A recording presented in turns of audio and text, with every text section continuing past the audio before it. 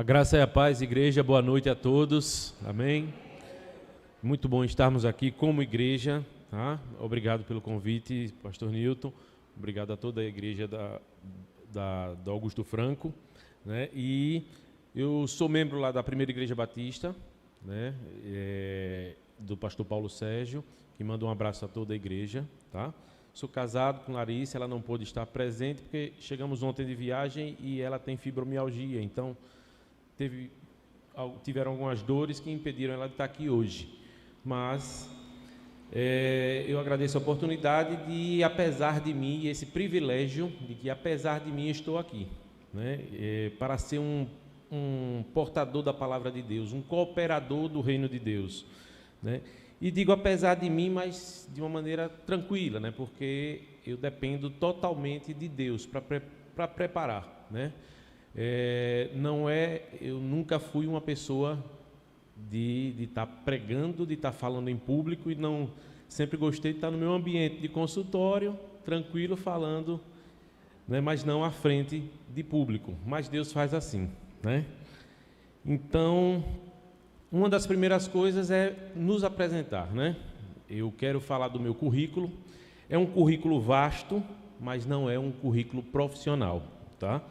Eu sou um ex-ateu, né? Eu sou um ex-adúltero, eu sou um ex-usuário de pornografia, uma pessoa que era autossuficiente, tá? Um zombador do evangelho, um escarnecedor, como diz no Salmo 1, né? E que há 10 anos eu consegui destruir, através do adultério, o meu casamento.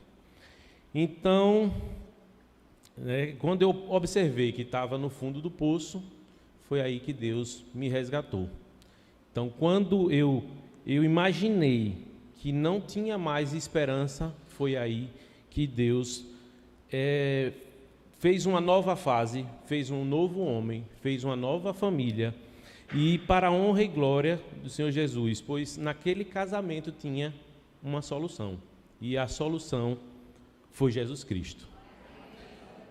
Então, hoje, nós, nas igrejas batistas, a gente fala da campanha de missões nacionais, né? Da importância dessa campanha de proclamar a palavra de Deus, né? Sabemos do quanto foi importante para mim, e acho que para muitos de vocês aqui, essa proclamação da palavra, né? E naquele período de conversão, foi a palavra que começou a agir em mim, né? Naquele momento, como eu falei para vocês, eu era ateu.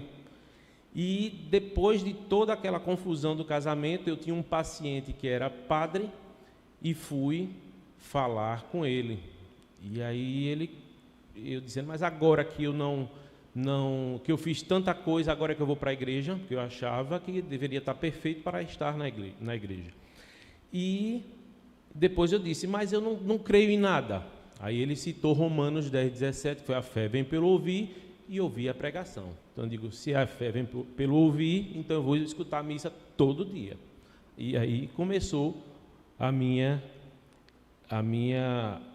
o meu período de conversão, né? E fui começar a conhecer a palavra de Deus. Então nós sabemos da palavra de Deus, da importância que é guardar a nossa fé, né? E é através da palavra de Deus é que a gente pode guardar a fé. Temos outras maneiras de aumentar essa fé, a comunhão entre os irmãos, né? O jejum, a oração, a leitura da palavra, né? E essa é uma das maneiras da gente aumentar, mas nós não devemos só guardar essa fé, nós precisamos proclamar a fé que a gente diz que tem, né? O tema da campanha desse ano, da campanha de missões nacionais, é Jesus Cristo é a solução. Então, você que pode estar vindo aqui a primeira vez, deve estar se perguntando, solução de quê? Né? É solução para as drogas? É a solução para o alcoolismo? É a solução para o abortamento? É a solução para a corrupção? Né? É a solução para o casamento, como foi o meu, né? Do adultério, de problemas de convivência? É a solução para os seus filhos? É a solução para a cidade, para o Estado e para o nosso país. Não é o presidente, né, nem um sistema de governo que vai resolver, mas a solução para o pecado, que é o ponto-chave, só vai ser resolvido através de Jesus Cristo na vida da nossa sociedade. Só através desse evangelho, que são as boas novas, né, que essas pessoas podem ser alcançadas assim como um dia nós fomos, né, mas cabe a cada um de nós proclamar o evangelho como Deus pede. Mas será que negamos algum pedido de Deus? Será que um pedido direto de Deus seria negado por alguém? O profeta Jonas, ele recebeu um chamado e creiam, ele negou. Vamos abrir a palavra de Deus no livro de Jonas, no capítulo 1.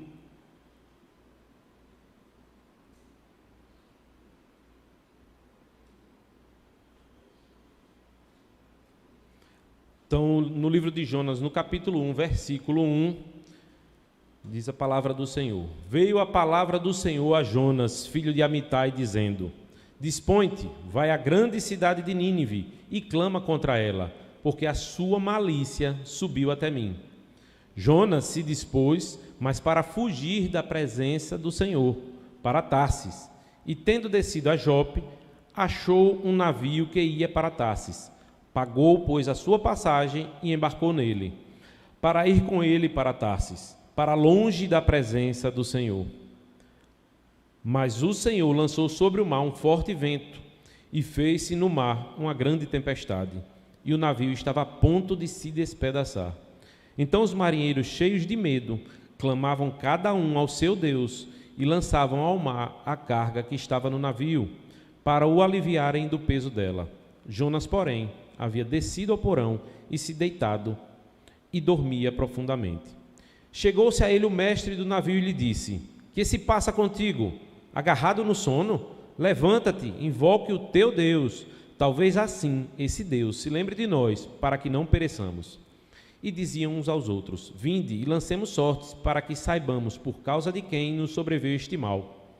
E lançaram sortes, e a sorte caiu sobre Jonas. Então lhe disseram: Declara-nos agora, por causa de quem nos sobreveio este mal. Que ocupação é a tua? De onde vens? Qual a tua terra? E de que povo és tu?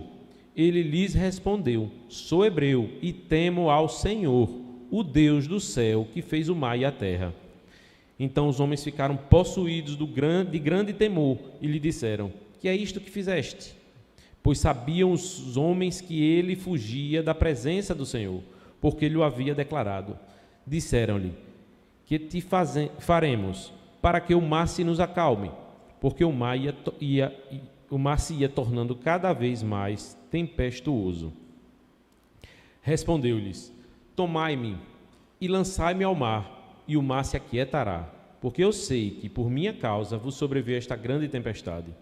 Entretanto, os homens remavam, esforçando-se por alcançar a terra, mas não podiam, porque o mar se ia tornando cada vez mais tempestuoso contra eles.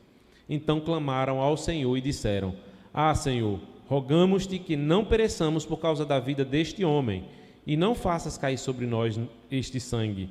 Quanto a nós, inocente, porque tu, Senhor, fizeste como te aprouve. E levantaram a Jonas e o lançaram ao mar, e cessou o mar da sua fúria. Temeram, pois, estes homens em extremo ao Senhor, e ofereceram sacrifícios ao Senhor e fizeram votos. Deparou o Senhor um grande peixe para que tragasse a Jonas, e esteve Jonas 3 dias e 3 noites no ventre do peixe. Vamos orar mais uma vez. Senhor, nosso Deus, nosso Pai, estamos diante de Ti e da Tua palavra, ó Pai.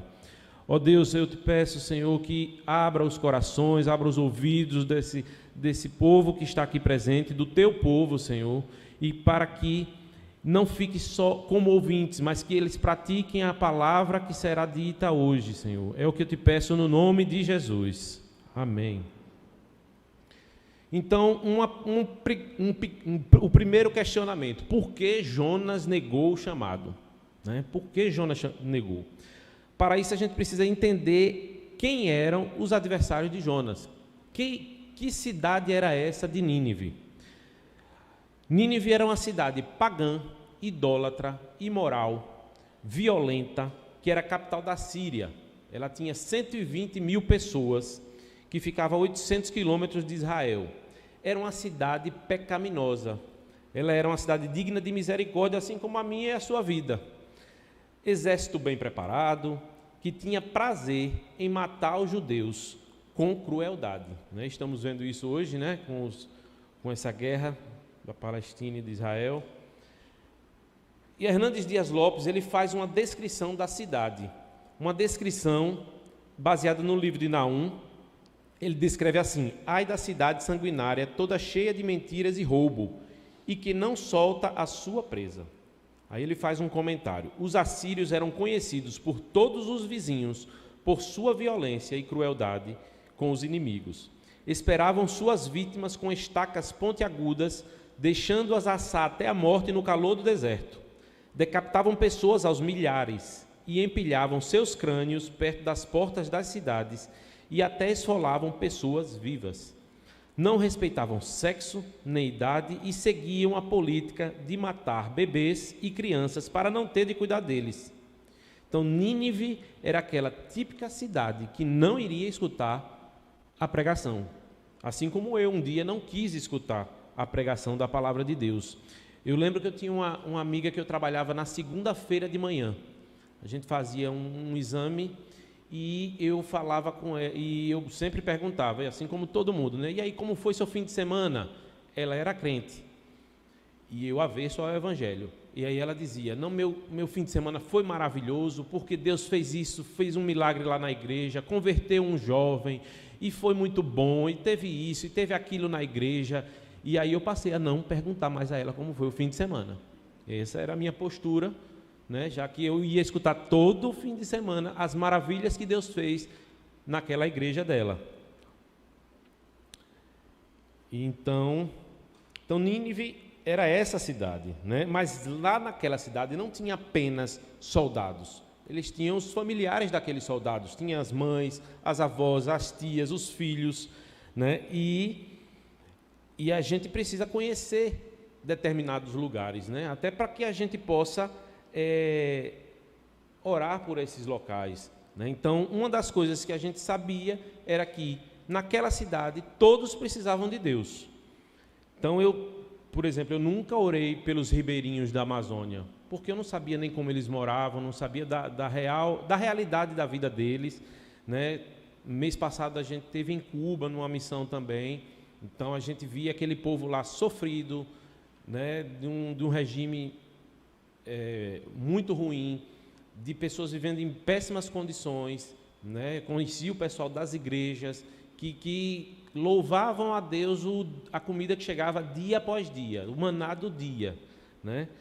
E então é por isso que a gente precisa conhecer a realidade de outros locais também, para que a gente possa orar por irmãos que estão em outros locais, né? Então tem sites como o do Portas Abertas, que fala da realidade de pastores, missionários fora daqui, né? Temos também o site das próprias Missões Nacionais, falando de todo o projeto que nós batistas fazemos pelo Brasil, como o barco missionário, mas não tem só o barco, tem a Cracolândia, tem a Carreta do Sertão, tem o Vila Minha Pátria, que acolhe afegãos. Então tem vários projetos que vocês podem não só ofertar, orar, extremamente importante, pelos missionários e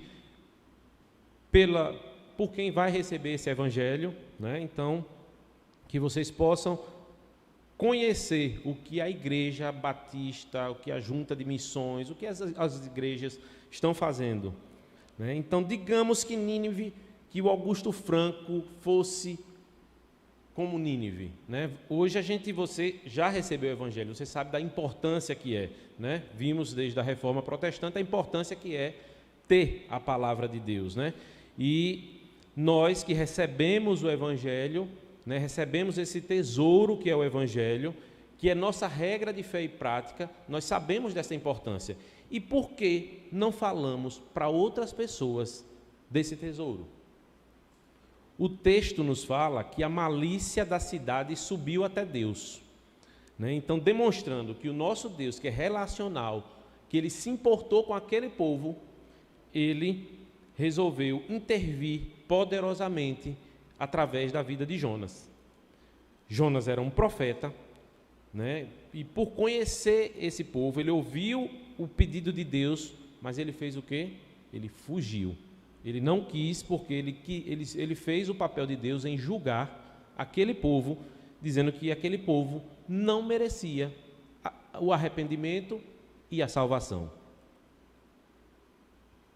Então, você pode estar perguntando, mas aí é Jonas, aí foi naquele tempo, aí foi o profeta. Eu não sou missionário, eu não sou profeta, né? Deus nunca falou comigo me mandando ir a algum lugar. Será? Será mesmo? Mateus 28, versículo 19, ele fala: portanto, ide, fazei discípulos de todas as nações, batizando-se em nome do Pai, do Filho e do Espírito Santo, ensinando-os a guardar todas as coisas que eu vos tenho mandado. E eis que estou convosco todos os dias, até a consumação dos séculos. Amém. Essa é uma ordem do Senhor Jesus para a igreja, não é uma opção, é uma ordem para que nós possamos pregar o Evangelho. Desde o Antigo Testamento, os profetas eles tinham a mensagem de Deus e eles proclamavam a alguma população para que aquela população se arrependesse e voltasse aos caminhos do Senhor. Assim foi Jesus Cristo, que também veio cumprir uma missão. Jesus Cristo ele recebeu uma ordem, uma missão dada pelo Pai, a fim de buscar e salvar aquele que se havia perdido, ou seja, eu e você. O versículo do tema da campanha de missões esse ano está lá em João 3,16, tão conhecido pela igreja. Porque Deus amou o mundo de tal maneira que deu o seu Filho unigênito, para que todo o que crê não pereça, mas tenha a vida eterna. E com a grande comissão, que foi esse texto que a gente leu agora, né, essa foi uma ordem dada para que nós também pudéssemos testemunhar o Evangelho de Cristo a outras pessoas. Não só testemunhar e evangelizar, mas a igreja, o papel da igreja também de discipular, né? Eu acho que também tem muito de muita gente às vezes acabar saindo das igrejas porque nós não estamos discipulando aquelas pessoas. Então, não só evangelizar, mas essa grande comissão fala que a gente precisa também discipulá-las. E por que nessa grande comissão fala? E por que todas as nações? Né? Nós vivemos em um país cristão, né? Mas uma realidade nessa pregação do Evangelho muito diferente no mundo e até dentro do nosso país, né? Não sei se vocês já escutaram falar de uma expressão povo não alcançado. Povo não alcançado, a gente pode dividir em 3 terços. Um terço é uma população que nunca ouviu falar em Jesus, que não tem igreja, não tem Bíblia, né? E a gente acaba investindo em missões para encaminhar pessoas, missionários para essa região. Um outro terço da população mundial, ele até conhece Cristo, tem igrejas, mas nesse terço eles escolheram outras religiões a frequentar. E o outro terço é de um país como o Brasil, que tem igreja, tem missionário, tem Bíblia, né? E conhecem a Cristo e se dizem cristãos, né? Para vocês terem ideia, 72% dos missionários, eles estão numa região como um país, como o Brasil. Nessa região em que ninguém conhece o Evangelho, em que não tem igreja, apenas tem 3% dos missionários no mundo. A nossa força missionária só está nesse local apenas com 3%. E o investimento nessa região? 1% apenas. Enquanto no país, 87% do investimento em missão está num país, nesse terço da população que tem igreja, tem a Bíblia e conhecem a Cristo. E por que isso está acontecendo? Porque nós não estamos evangelizando essa região que nós moramos. Então precisa de missionários aqui, porque a igreja não está fazendo o seu papel. Então, que nós possamos nos alertar sobre isso, que nós possamos falar da palavra de Deus para outras pessoas também. Para vocês terem ideia, E vamos ver daqui a pouquinho algumas imagens lá da experiência que tive na Amazônia.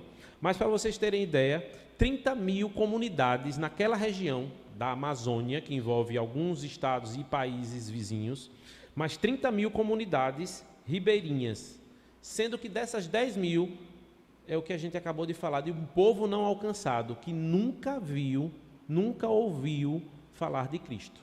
Então, 10 mil comunidades dentro do nosso país, né? E uma realidade também que a gente tem, que até no nosso próprio Nordeste, tem muita gente que já ouviu falar em Padre Cícero, mas não ouviu falar em Cristo. Essa é uma realidade que a gente precisa prestar atenção. E o que faltava em Jonas, né? Faltava compaixão, né? Falar em missões é falar dos dois principais mandamentos que Deus deixou: amar a Deus sobre todas as coisas, isso envolve obediência, e amar ao próximo como a nós mesmos, isso envolve compaixão. Ou seja, a gente recebeu o Evangelho, a gente foi salvo, e a gente não fala ao nosso vizinho, gostando dele ou não, a gente não fala do Evangelho de Cristo, né? A gente precisa ter essa compaixão. No Evangelho de João, no capítulo 13, ele fala que um novo mandamento vos dou, que vos ameis uns aos outros, como eu vos ameis a vós, que também vós uns aos outros vos ameis. Nisto todos conhecerão que sois meus discípulos, se vos amardes uns aos outros. Em 1 João, no capítulo 4, versículo 20, ele fala: se alguém disser amo a Deus e odiar seu irmão, é mentiroso, pois aquele que não ama a seu irmão, a quem vê, não pode amar a Deus, a quem não vê. Então Jonas, um homem de Deus, um profeta, ele não estava cumprindo esse mandamento por razões egoístas, né? Por razões pessoais. Então nós precisamos aprender a ter compaixão dessas pessoas que ainda não foram alcançadas, do seu vizinho, do seu colega de trabalho, no seu colega de universidade, na sua escola, né? Então nós precisamos aprender a ter compaixão, né? E a igreja ela não está sabendo lidar com alguns públicos, por exemplo, como jovens, que estão recebendo mensagens aí fora de uma maneira satânica, né? Mas de uma maneira muito sutil. Ou seja, eles falam que você é o que você sente, que a comunidade deles é a comunidade do amor, ou seja, esse amor é libertinagem, é fornicação, que é uma comunidade de aceitação e da diversidade, e que querem um mundo melhor sem discriminação, ou seja, essa discriminação é não confrontar o pecado. E violência, né? Um mundo sem violência, ou seja, se você fala uma opinião contrária a deles, é uma maneira homofóbica ou as fobias que falam, né? E o que é que nossa igreja está fazendo? Nossa igreja está abordando esses jovens. É pecado, é errado, vai para o inferno, e não está sabendo como lidar, né? E alguns cristãos ainda estão apoiando algumas coisas. Às vezes tem uma situação dentro de casa e até está apoiando alguns pecados desses que, na palavra de Deus, em Romanos 1, nós vemos vários pecados, uma lista que Deus fala, e também no finalzinho ele fala daquelas pessoas que apoiam isso. Ele coloca em Romanos 1,32, ora, conhecendo eles a sentença de Deus, de que são passíveis de morte os que tais coisas praticam, ou seja, os que praticam, não somente as fazem, mas também aprovam os que assim procedem. Então, meus irmãos, realmente, se não falarmos do Evangelho de Cristo para essas pessoas, elas irão para o inferno, e estamos agindo iguais a Jonas. Mas precisamos saber como falar, né? Precisava aí entrar com o Evangelho de Cristo, dizer o que é o pecado, qual a consequência desse pecado, né?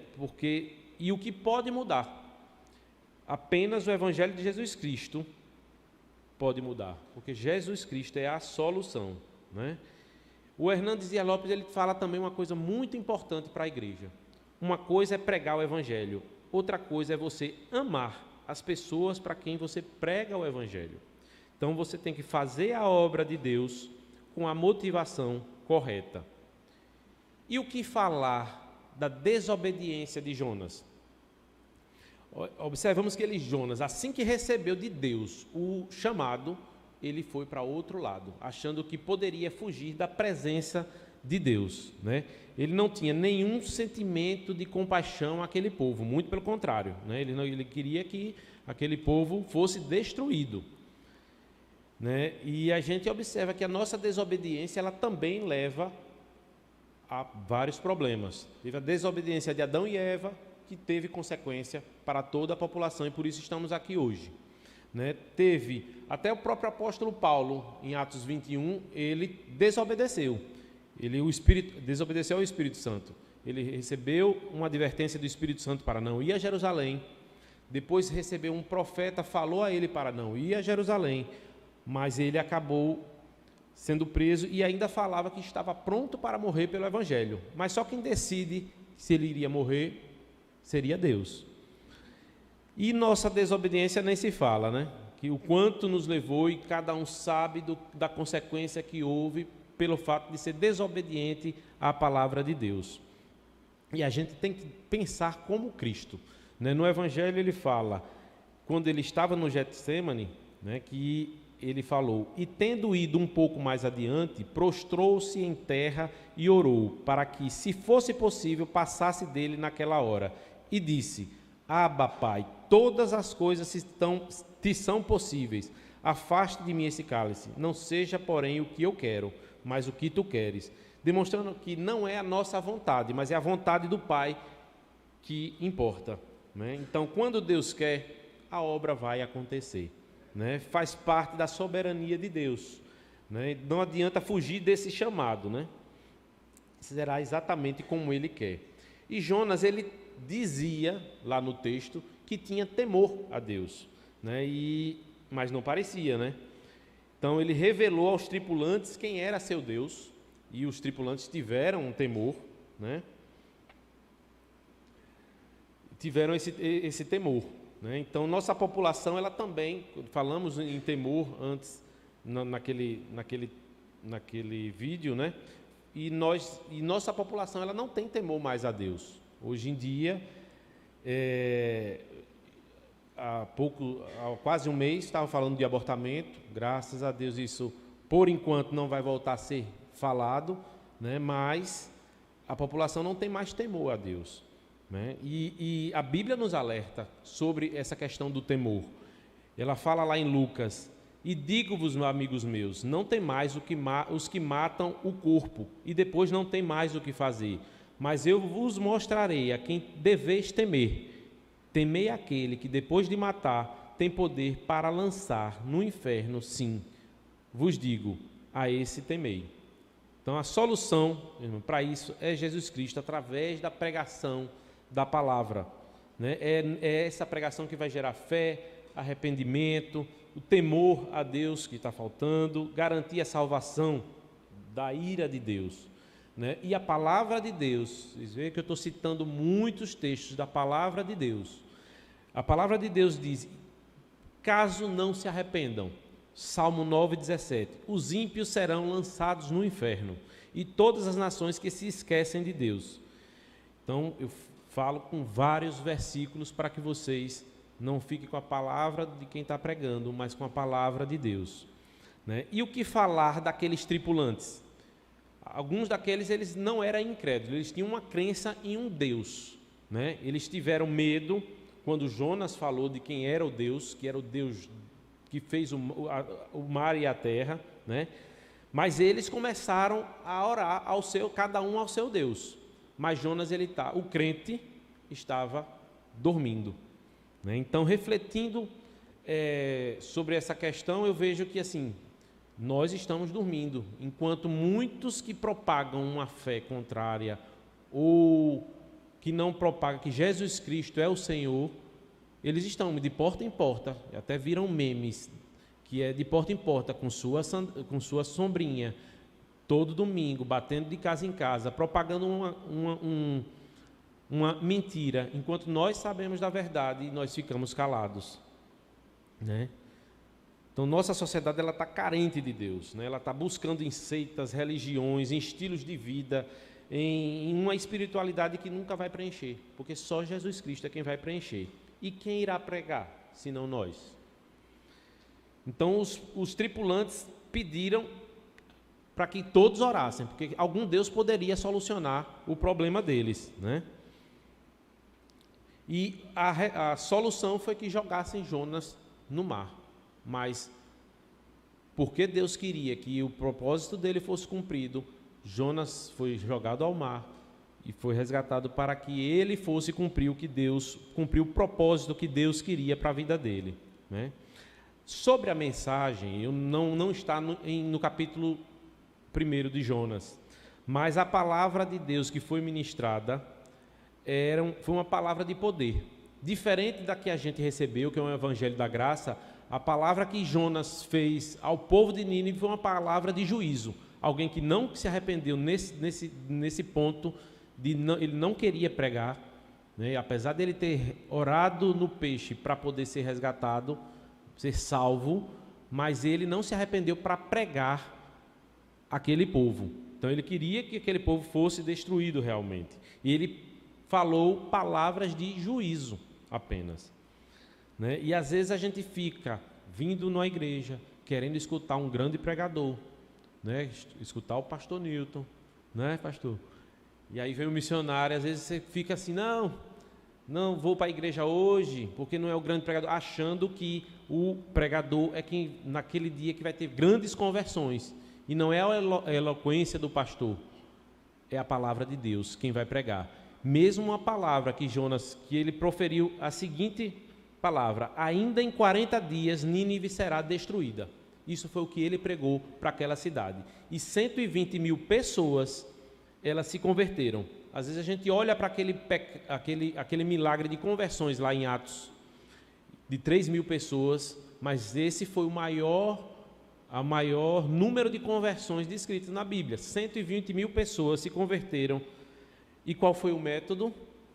A palavra de Deus, né?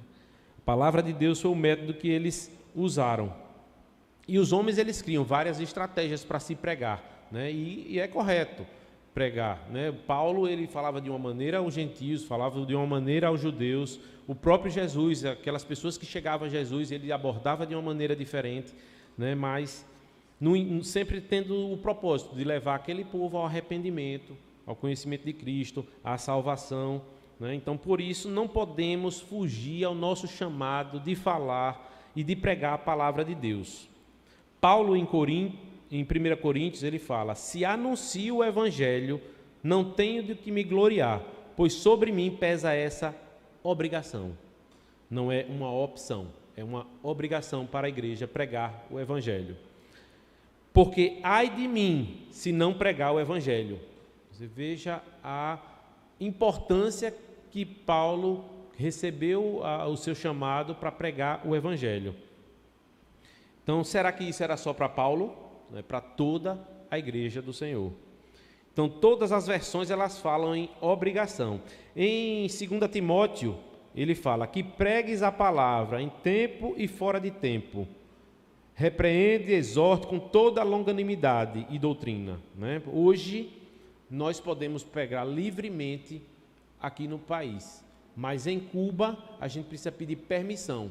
A gente não pode sair na rua falando de Cristo, todo mundo com suas camisas, a solução é Cristo. Não pode. A gente, se quiser falar do evangelho, a gente tem que abordar uma pessoa. Eu posso falar de Jesus Cristo para você, você pode me escutar. Se a pessoa permitir, você pode falar. Se não, não insista. Não pode ir para uma praça pública e falar de Cristo. Isso já lá não é permitido. Então, esse texto de 2 Timóteo, ele fala: porque virá tempo em que não suportarão a sã doutrina. E eu creio que já chegou esse tempo, né? Mas tendo comichão nos ouvidos, amontoarão para si doutores conforme as suas próprias concupiscências.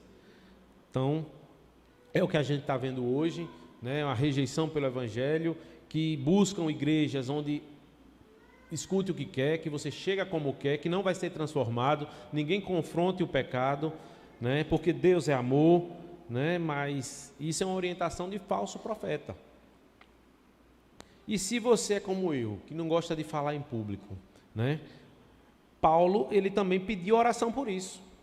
E por mim, para que me seja dada no abrir da minha boca a palavra com intrepidez, para fazer notório o mistério do Evangelho, pelo qual sou embaixador em cadeias, para que possa falar dele com ousadia, como me convém falar.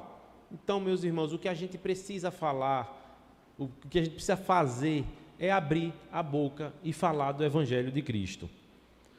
Você tem um testemunho, né? Com certeza Deus fez maravilhas em sua vida. Então você tem um testemunho para falar do que Deus fez, né? Então, como eu falei antes, Deus ele não escolhe eloquentes, nem a sua eloquência tem o poder de conversão, né? Deus quer que nós sejamos servos disponíveis para a sua obra, para a sua missão.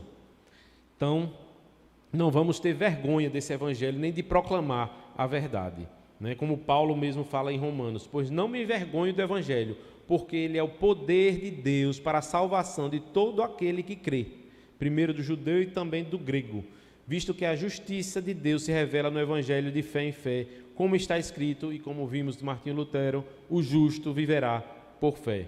Então, muitos são os versículos que eu citei, que fala da palavra de Deus, dessa importância da gente se alimentar dessa palavra de Deus, né? Eu, como trabalho com obesidade, escutei um pastor recentemente falando do empachamento espiritual da igreja, ou seja, a igreja que só se alimenta e vai engordando, e o exercício que não faz. Qual é o exercício? Falar da palavra de Deus. Então, é preciso que a gente também proclame essa palavra. É diferente da gente estar cheio do Espírito Santo, né? Que a gente vai estar proclamando essa palavra, vai estar transbordando da palavra de Deus. Então, finalizando, para a gente poder refletir um pouco, deixar algumas reflexões para vocês, né? Que nosso Deus, ele é soberano, e a obra dele, essa obra ela será realizada. E o nosso Deus, ele é poderoso para fazer uma população inteira se arrepender, independente da mensagem, como foi a mensagem de Jonas, independente do pregador, apenas pela proclamação da palavra. Então, que Deus ele foi misericordioso com Jonas, dando uma segunda chance, assim como foi comigo, com vocês, né? Deus age ele com graça para aqueles que se arrependem. Que diante de um Deus que dizemos que amamos, e cantamos aqui também, que dizendo que amamos nosso Deus, nós precisamos, eu e você, proclamar o Evangelho a todos os povos, línguas, tribos e nações.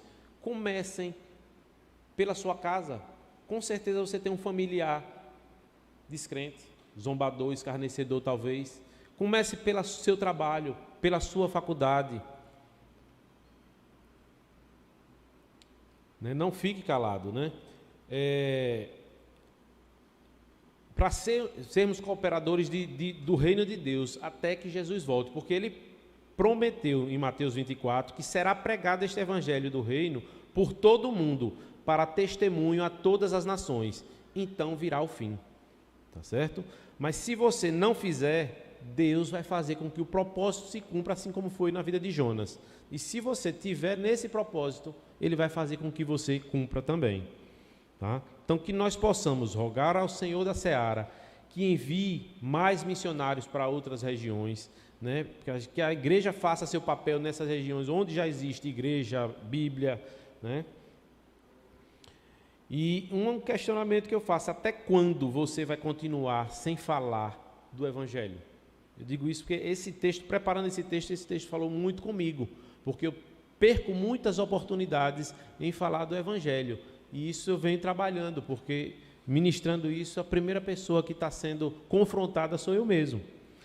Então, que Deus me dê e nos dê coragem para falar do teu Evangelho, sabendo que teremos tribulações, mas Ele prometeu lá na grande comissão que estaria conosco todos os dias, até a consumação dos séculos. Então, o meu desejo é ver a primeira Igreja Batista do Augusto Franco como uma igreja missionária, né? Que as pessoas que entrem pela porta aqui sejam impactadas pelo testemunho de vocês, que vejam o púlpito, daqui do púlpito sendo pregado a palavra poderosamente, que os louvores cheguem ao nosso Deus, né? E que seja um povo, que suas orações sejam respondidas e que esse espaço ele ainda fique pequeno, porque muitas almas vão ser convertidas para vir para cá. É o que eu desejo, em nome de Jesus, né? Então, meus irmãos, preguem o Evangelho, né? Preguem, não fuja do chamado como foi Jonas, pois apenas Jesus é a solução, né? Então, que Deus possa abençoar a igreja, no nome de Jesus, amém? Então vamos orar. Senhor nosso Deus, nosso Pai, nós louvamos o Teu nome, Senhor, e agradecemos por tantos versículos bíblicos colocados aqui perante a Tua igreja, ó Pai, que encontre no coração dessa igreja um terreno fértil que possa germinar, que possa gerar vida, que possa frutificar. É o que eu te peço no nome de Jesus, amém. Vou passar aqui alguns slides para mostrar um pouco do trabalho missionário. Então, fizemos no início desse ano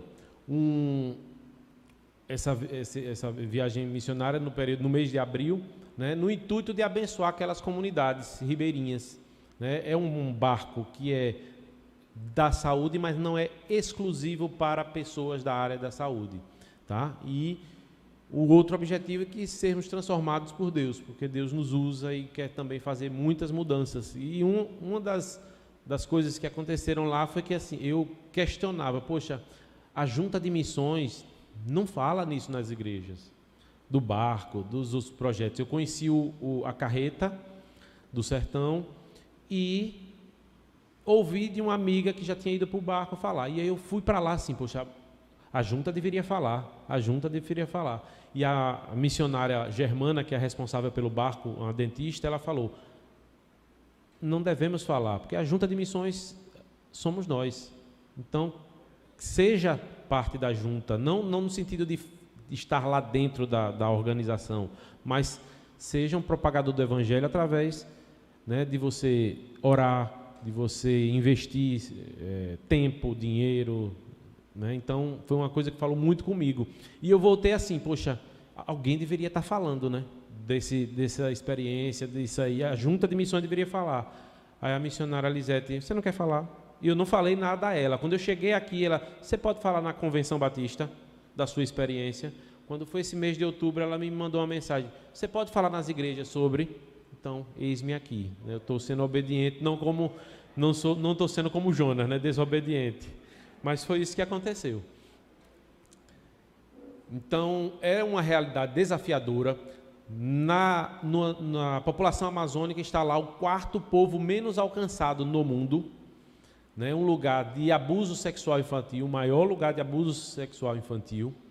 Esse barco missionário ele atende 40 mil pessoas por ano, né? Então, uma realidade muito, muito complicada. O povo fica aguardando esse barco, porque vocês vão ver que são distâncias enormes. E o povo ora e agradece a Deus pela ida do barco, porque não tem condições financeiras e nem para transporte para Manaus para fazer algum tratamento. Então, a Igreja Batista no Augusto Franco apoia 189 missionários lá na Amazônia, onde eles se dividem em várias comunidades e através de igreja multiplicadora, de embaixador dos reis. É um trabalho muito bonito que eles fazem lá. São preparados, eles têm um centro de formação missionária lá na Amazônia. Tem os radicais jovens, que eles são comissionados, eles depois desse preparo, desse período de preparo, eles vão para os locais onde eles são destinados. Então, a gente começa a viagem, começa a nossa missão lá no aeroporto com o encontro dos voluntários de saúde, e recebendo as primeiras orientações como a gente deve se comportar no ambiente deles, né? A gente precisa conhecer o local onde a gente vai, até para não falar coisas que às vezes para a gente é uma palavra comum, para eles pode ser uma ofensa. Do aeroporto, fomos até o porto de Manaus, né, onde nos encontramos, nos conhecemos, e na ida foram 17 horas de barco. Na volta, 21, por causa da correnteza. Nessas primeiras 17 horas, quando a gente chega, a gente recebeu muita doação, e essa doação precisava ser dividida. Teve material para crianças, material escolar, né? Teve material de higiene, medicamentos, levamos bastante, né? E esse foi o roteiro que a gente fez. Tem duas comunidades ali, Pindobal 1 e Pindobal 2. Essa comunidade Pindobal 2, a gente soube de um dos milagres que aconteceu lá, foi porque essa comunidade ela não recebia o barco não atracava. Por quê? Porque era uma comunidade católica. Então, uma mãe de uma senhora que morava no Pindobal 2, ela estava frequentando a casa da filha, e nesse Pindobal 2, o barco parava. Então, ela foi alcançada pelo Evangelho, e como eles têm um respeito aos mais velhos, ela falou na comunidade, e o barco pôde entrar, e o Pindobal 1 é uma das grandes comunidades lá nesse rio que a gente foi, e missionários já estão lá trabalhando, então está fazendo um grande serviço para a glória de Deus. Então aqui a gente, logo quando chegou, tivemos uma participação na Convenção Batista do Amazonas, né? E aí a gente atracou o barco, andou um pouquinho, pegou um ônibus, que é uma cidade onde teve essa convenção, né? Tinha uma escola, onde teve o comissionamento de radicais que foram formados. Presenciamos os batismos naquela região, né? Aqui tem essa enfermeira Raquel, que é lá da Primeira Igreja Batista.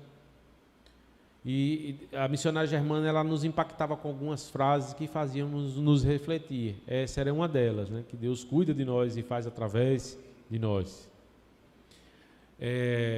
Esse aí foi o nosso número de atendimentos, né? Foram 131 atendimentos médicos, 94 odontológicos, né? Fizemos atividades com crianças, evangelismo, visitas domiciliares, cultos nas comunidades. Então, isso tudo, essa é a programação que vai desde 8 da manhã até 8, 9 da noite. Então, os atendimentos odontológicos eram dentro do barco. Esse espaço, ele era, à noite era o dormitório masculino, era nosso local de café da manhã, é o nosso local de devocional, vira consultório odontológico, tudo isso aí é desmontável, né? Fazia atendimentos odontológicos aí de adultos e crianças. Os atendimentos médicos já não eram feitos aí. Até esse ano, ou a gente, às vezes, quando tinha locais que a gente parava, que ia para ou uma escola ou uma casa, né? Mas uma ginecologista da Batista da Coroa do Meio, ela já atendeu debaixo da árvore. Então, porque não tinha um local para fazer esse atendimento. Aí já foi à esquerda o atendimento numa escola e à direita numa tenda que foi doada. Uma família que decidiu fazer uma doação dessa tenda de 20 mil reais, eles iriam viajar, a família iria viajar, então eles resolveram não viajar e fazer uma doação, e foi essa tenda que foi comprada e a gente passou a utilizar, e o atendimento médico passou a ser feito aí, três salinhas, né, para fazer atendimento, né. Então, tivemos apoio dos Gideões, a qual eu faço parte, né, lá de Manaus, e aí a gente pôde distribuir Bíblias também na região. Atendimentos de enfermagem, enquanto o pessoal estava esperando atendimento médico, odontológico, as enfermeiras estavam lá vendo pressão, glicemia, vendo quem tinha uma certa urgência, né? Você vê que essa enfermeira é uma senhora, a dona Fátima, ela tem mais de 70 anos, então, ou seja, idade não impede você de participar do barco em nenhuma missão, né? Fizemos entregas de medicamentos. Esse rapaz que estava, ele não é da área da saúde, e ele estava acompanhando a esposa, e foi assim, eu não sei o que é que eu vou fazer lá, mas sempre vai ter uma função. Além de evangelizar, ele também ia pegar as medicações lá dentro do barco e trazia para as pessoas onde aguardavam as consultas. Fizemos atendimento psicológico. Essa missionária é uma psicóloga aposentada, de mais de 70 anos, que já foi várias vezes para o barco, e ela disponibiliza o tempo dela para missão para glorificar o nome do Senhor Jesus. Então, atividades com as crianças. Enquanto as mães estavam aguardando na fila de espera e sendo evangelizadas lá na espera, as crianças iam para outro local, né, para poder ser evangelizada, para poder ter atividades, né, e estar junto também com os missionários. Aquele de amarelo é um missionário, né, e nessa comunidade só tinha ele e outro missionário, e as meninas das mensageiras do rei queriam aprender balé. E quem foi ensinar? Ele. Ensinou balé. Esse rapazinho alto, forte, ensinando balé às meninas. Então, com as crianças tinham as histórias bíblicas, né? Tinham também a parte recreativa. E cultos nas comunidades. Sempre que finalizava a atividade, a gente jantava, depois ia para o culto, junto daquelas pessoas que foram evangelizadas, alcançadas por Cristo, maridos que não iam de maneira alguma e se renderam a Cristo, né? Esse é o local, lá as meninas vestidas para fazer uma apresentação para a gente de balé. Os locais de culto cedidos pela comunidade.